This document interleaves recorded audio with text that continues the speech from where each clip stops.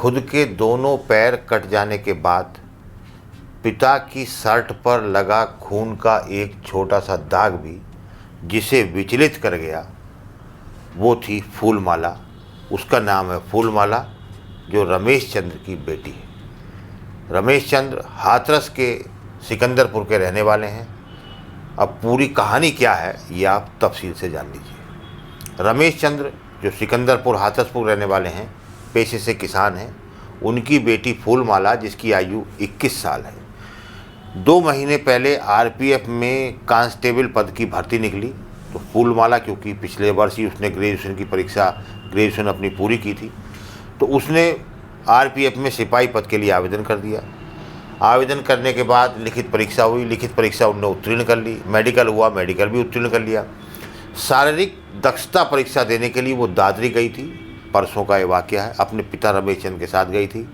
वहाँ उसने अपनी परीक्षा दी। परीक्षा देने के बाद फूलमाला अपने पिता के साथ ट्रेन से बैठकर वापस आ रही थी। मेहरावल स्टेशन से थोड़ा सा पहले उसे कुछ बेचैनी, घबराहट सी हुई, तो उल्टी करने लगी।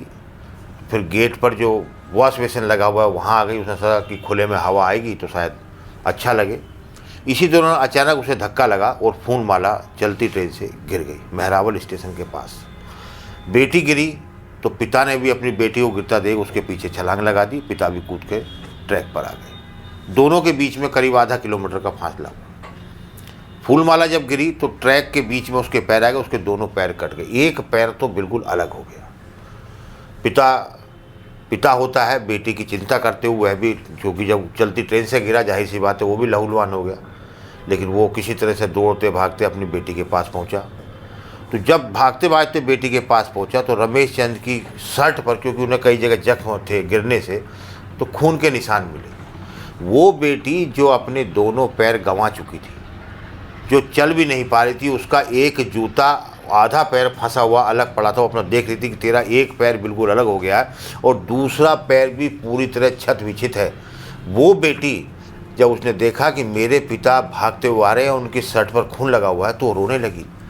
और आसपास जो मजमा इकट्ठा हुआ उनसे लोगों से कहा कि मेरे पिता को अस्पताल लेके जाओ, मेरे पिता की तबीयत खराब है। जबकि वह लड़की अपने दोनों पैर गंवा चुकी थी। तो ऐसी होती हैं बेटियाँ। तो इस दर्दनाक कहानी में, इस वाक़ये में आपको ये सोचिए ज़रा कि जिस बेटी के दोनों पैर कैसे तड़प रही होगी, लेकिन पिता की पीड़ा देखकर वह अपना दर्द भूल जाती है। आरपीएफ लोग पहुंचते हैं, उसको अलीगढ़ लाया जाता है। अलीगढ़ से जैन मेडिकल को ले जाता है। जैन मेडिकल कॉलेज में भी डॉक्टरों से फूलमाला ने कहा कि पहले मेरे पिता का इलाज कर दीजिए, मेरे पिता को बहुत तकलीफ़ हो रही है। ये वो बेटी कह रही थी जो अपने दोनों पैर गंवा चुकी थी। ऐसी होती हैं बेटियाँ। उस बच्ची का एक पैर पूरी तरह अलग हो गया, जबकि दूसरा पूरी तरह क्षत-विक्षत है। उपचार उसका जैन मेडिकल कॉलेज में चल रहा है। लेकिन उसका जो लक्ष्य था, उसका जो टारगेट था कि मैं पुलिस में भर्ती हो जाऊं, तो अब वो उसका टारगेट जो था उस हादसे के बाद ख़त्म हो गया है। लेकिन वो अपने पापा को बार बार ये सांत्वना आज भी दे रही है कि पापा, मेरी किस्मत में ये लिखा हुआ था, आप परेशान मत हो। ये होती हैं बेटियाँ। बहुत बहुत धन्यवाद, बहुत बहुत शुक्रिया। अगर आप ये वीडियो YouTube पर देख रहे हैं तो हमारे चैनल को सब्सक्राइब कर बेल आइकन दबाएं, और Facebook पर देख रहे हैं तो हमारे पेज को लाइक करें।